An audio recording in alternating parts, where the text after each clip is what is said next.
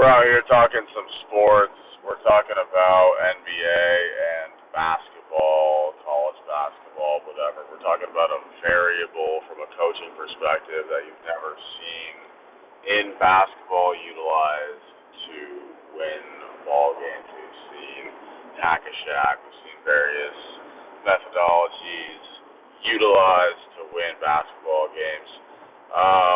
A style of basketball or a strategy that you can utilize in basketball that they've never used before that might be beneficial if you really think about it, really break it down.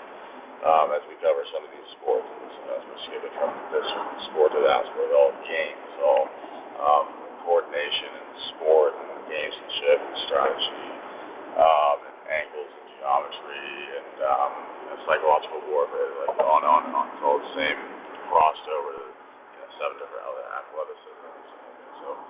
So with basketball, what you could do, and they may not do these things because it's like a nuisance or because so you'll be taking up too much of whatever. Which, if that's the case, then maybe they alter like certain rules of how you do certain things. But the concept is basically, it's sort of a theory that maybe the way that you play basketball is more like you do a really hard spurt for like let's say 2 minutes, right?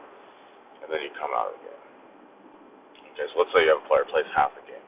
He's gonna, rather than playing like this continuous like 8 minutes or this continuous 12 minutes of the play, he's gonna pace himself maybe. Instead of that, no. Go really hard for like 90 seconds, come out of the game. 90 seconds rest. Okay, which means I'm doing constant subs. Okay, so the difference is, that's what I'm talking about with it being like a nuisance. You're talking about there's no limit on subs, on substitutions in the game of basketball, right? So it'd be like, this would be constant subs. Players in for like 2 minutes, out. 90 seconds, out. A minute and a half, out. They're more like weightlifting sets. You go fucking a lot faster, a lot harder for fucking that amount of time, and then out. That amount of time. So you're doing more constant subs, which means they're probably going to have to alter the rules, or it would be like, there's no limit to the amount of subs that you could do. But it would be a theory that perhaps you're getting more out of your team because they're doing more of an all-out sprint. They're going more for like a minute and a half just straight.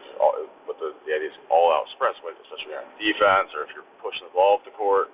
Instead of playing for 8 minutes, I got you playing just for 90 seconds. But when you push the ball up the court, go as fast as you can.